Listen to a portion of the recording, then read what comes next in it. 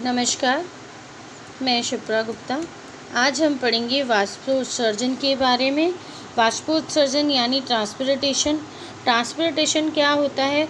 वाष्पोत्सर्जन वह क्रिया है जो पौधे के वायवीय भाग यानी बाहरी भाग के द्वारा जल का वाष्प के रूप में उड़ना, उनके भागों से जल का वाष्प के रूप में निकलना ही वाष्पोत्सर्जन कहलाता है।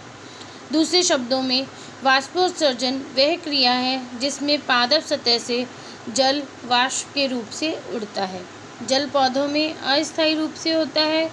जल की पर्याप्त मात्रा वाष्प के रूप में पत्ती की निम्न सतह पर उपस्थित रंध्र यानी छोटे छोटे से छिद्र होते हैं बहुत, जिन्हें हम अपनी खुली आंखों से नहीं देख सकते हैं। अगर हम माइक्रोस्कोप से देखेंगे तो हमें पत्ती की सतह पर हमें क्या दिखाई देंगे? छोटे छोटे छिद्र दिखाई देते हैं। उनके माध्यम से ही वो वाष्पित होता है पानी। पत्ती के द्वारा जब वाष्पोत्सर्जन किया जाता है उस समय जो जल की हानि होती है उसकी क्षतिपूर्ति कौन करता है? जड़ के द्वारा कर दी जाती है। जब पत्ती की कोशिकाओं से जल वाष्पित होता है तो कर्षण होता है, एक क्रिया होती है जिसके कारण जो जल को दारू यानी जाइलम एक पार्ट है आपके पेड़ का, उससे खींचता है। इस प्रकार जो वाष्पोत्सर्जन की क्रिया जड़ से पत्तियों तक जल के ऊपर पहुंचाने में सहायक होती है। यानी जो जड़ से जल ऊपर पहुंचता है या खनिज पदार्थ ऊपर पहुंचते हैं, वो किस कारण पहुंचते हैं? हमारी वाष्पोत्सर्जन की क्रिया के कारण ही पहुंचते हैं। और अनुकूल अवस्थाओं में पत्ती के द्वारा उसके भार के समान वाष्पोत्सर्जन में 1 घंटे से भी कम का समय लगता है। एक जो वृक्ष होता है अपने औसत तन काल में अपने औसत भार का 100 गुना जल वाष्पित करता है। पादप द्वारा जो अवशोषित जल होता है उसका 1 या 2% ही उनके प्रकाश संश्लेषण या अन्य क्रियाओं में उपयोग होता है। वाष्पोत्सर्जन में जल का वाष्प बनकर उड़ने के अलावा ऑक्सीजन और कार्बन डाइऑक्साइड का आदान प्रदान भी पत्तियों में उपस्थित छोटे छिद्रों, जिन्हें रंध्र यानी स्टोमा कहते हैं, के द्वारा होता है। ये दिन में खुले हुए होते हैं और रात में सामान्यतः बंद हो जाते हैं, और इनका खुलना रक्षक कोशिकाओं की स्फीति यानी ट्रिगर पे के बदलाव के कारण ही होता है। आपको इस पौधे में दिखाया गया है कि कैसे आपका जड़ पानी ले रही है वेन्स के द्वारा, जैसे जल में लीव्स में पानी कहाँ कहाँ जा रहा है। इसकी क्रिया क्या है वाष्पोत्सर्जन की? पौधों की जड़ों के द्वारा मिट्टी से अत्यधिक मात्रा में जल का अवशोषण किया जाता है, लेकिन इस कुछ भाग ही पौधों के द्वारा उपयोग किया जाता है। जल की अतिरिक्त मात्रा पौधों के वायवीय भागों द्वारा जल वाष्प के रूप में वातावरण में छोड़ दी जाती है। ये नमी वगैरह इसी कारण हमारे वातावरण में उपस्थित होती है। इस प्रकार पौधों के वायवीय भाग के द्वारा जल का जल वाष्प के रूप में हानि होना ही वाष्पोत्सर्जन कहलाता है। वाष्पोत्सर्जन एक जैविक प्रक्रिया है और यह क्रिया पौधों में पाए जाने वाले विशिष्ट प्रकार के सूक्ष्म छिद्रों के माध्यम से होती है। आपके लगभग 90 और 99% जल की हानि इस क्रिया के द्वारा होती है। वाष्पोत्सर्जन के प्रकार। पौधों के अधिकांश वाष्पोत्सर्जन उसका पत्तियों के कारण होता है। इसे पर्णिल या पत्रीय वाष्पोत्सर्जन कहते हैं। वाष्पोत्सर्जन करने वाली सतहों के आधार पर पौधों में 4 प्रकार का वाष्पोत्सर्जन पाया जाता है। पहला पत्रीय, ये 80 से 90% वाष्पोत्सर्जन की क्रिया पत्ती की सतह द्वारा ही होती है। इसलिए जो सबसे ज़्यादा वाष्पोत्सर्जन होता है वो कौन करता है? आपकी पेड़ों की पत्तियाँ। उपत्वचीय वाष्पोत्सर्जन यानी यह पौधों की त्वचा या छाल, जो तने पे छाल या आपकी डालियों पे छाल होती है, उसके द्वारा वाष्पोत्सर्जन होता है। इसके लिए जल की कुल लगभग 3 से 8% हानि होती है। वातरंध्रीय वाष्पोत्सर्जन। काष्ठीय तने या कुछ फलों में वातरंध्र पाए जाते हैं। इन वातरंध्रों के द्वारा जो वाष्पोत्सर्जन होता है, परंतु जल हानि इसमें नगण्य ही होती है, ज़्यादा नहीं हो पाता। बिंदु स्राव सामान्यतः क्या होता है? रात्रि के समय होता है। इसमें पत्तियों के किनारे जल जो है बूंद बूंद के रूप में निकलता है। बिंदु स्रावन के द्वारा निकलने वाले जल में कुछ कार्बनिक और अकार्बनिक पदार्थ भी मौजूद होते हैं। ध्यान है, जब थोड़ी सी हमें मतलब रात में के बाद हम सुबह सुबह जाके देखते हैं तो पत्तियों के कोनों पे थोड़ा थोड़ा छोटा छोटा सा पानी जमा होता है, तो बिंदु स्राव ही होता है आपका। वाष्पोत्सर्जन को प्रभावित करने वाले कारक, इसके कारक दो प्रकार के हैं, बाह्य कारक और आंतरिक कारक। बाह्य कारकों में सबसे पहले आता है आपका प्रकाश।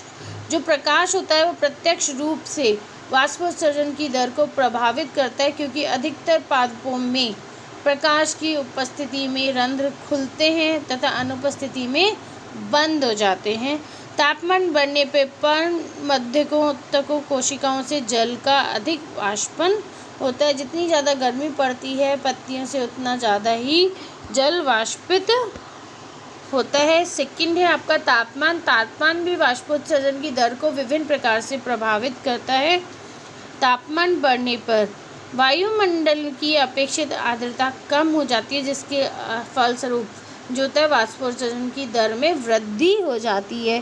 क्या है, तापमान बढ़ेगा तो मौसम खुश्क होगा, मौसम खुश्क होगा तो पत्तियों से अत्यधिक जल वाष्प के रूप में उड़ेगा। हम देखते हैं ना कि अगर कम तापमान है, हम बाहर कटोरी में जल रखें तो टाइम लेता है उड़ने में, और जब ज़्यादा तेज़ तापमान है तो थोड़ी सी देर में ही जाके देखते तो सारा पानी क्या हो जाता है, सूख जाता है। थर्ड पॉइंट है वायुमंडलीय आर्द्रता, यानी वायुमंडल में नमी की उपस्थिति।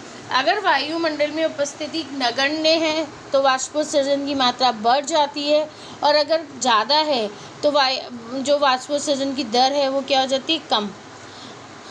फोर्थ पॉइंट है आपका वायु। वायु की गति तेज होने पर वाष्पोत्सर्जन की दर बढ़ जाती है, क्योंकि पत्तियों के बाह्य वातावरण से वायु जल वाष्प को उड़ाकर ले जाती है। अगर वायु कम है तो वो जल वाष्प नहीं उड़ेगा ज़्यादा, उसकी दर क्या हो जाएगी, कम हो जाएगी। नेक्स्ट है जल की उपलब्धता।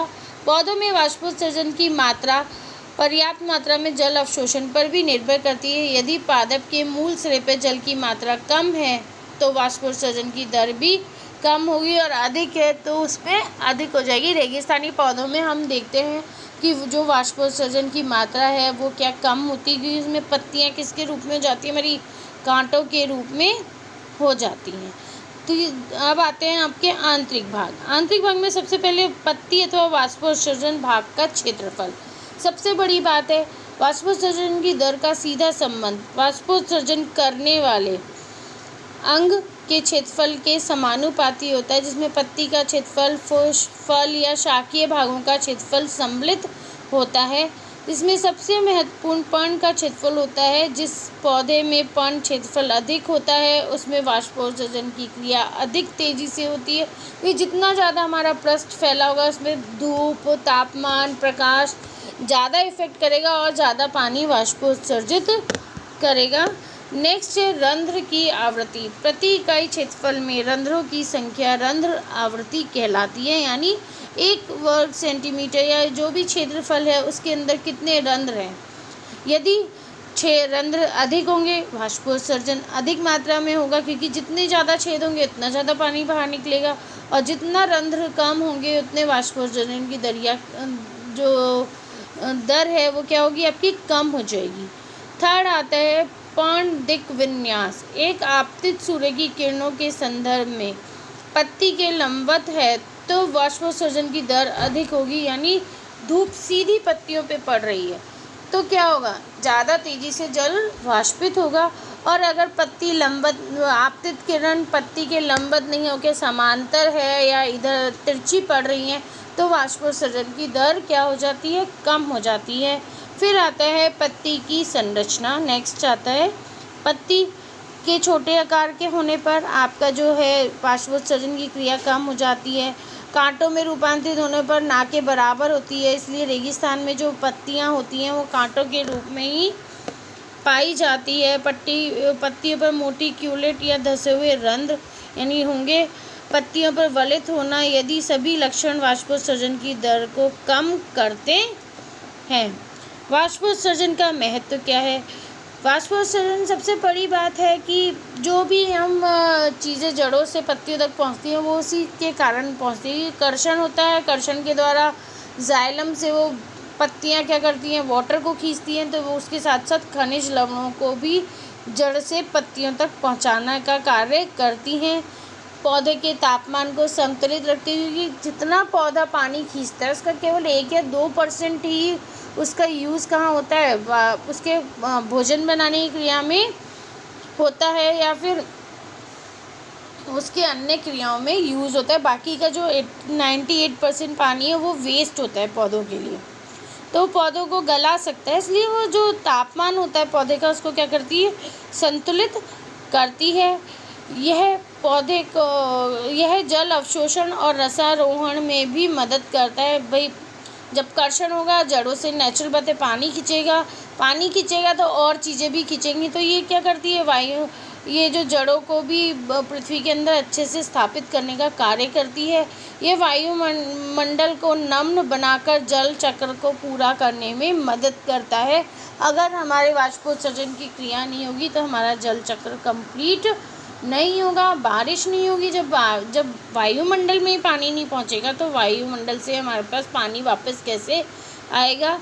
प्रकाश संश्लेषण की क्रिया के लिए ये जल संभरण का कार्य करती है, यानी जो प्रकाश संश्लेषण की क्रिया होती है उसके लिए जो जल आवश्यक होता है उसके लिए भी ये कार्य करती है। अब आता है वाष्पोत्सर्जन किस प्रकार हम प्रयोग द्वारा देख सकते हैं। हमें क्या करना है, इसके लिए एक पौधा लेना है, अच्छा खासा पौधा, वो स्वस्थ पौधा होना चाहिए, और पॉलीथीन की थैली लेनी है पारदर्शी, जिसमें से हमें दिखाई दे, और उसे लेके हमें क्या करना है, पौधे के ऊपर बांध देना है और ऐसी जगह रख देना है जहाँ पे पौधे पे धूप पड़ती हो। थोड़ी देर बाद जब हम जाकर देखते हैं तो उसमें क्या दिखता है, पौधे के अंदर जो पौधे के ऊपर जो हमने पॉलीथीन लगाई है उसके ऊपर पानी की बूंदें दिखाई देती है। तो इससे क्या होता है कि पौधा क्या करता है, वाष्पोत्सर्जन की क्रिया करता है। धन्यवाद।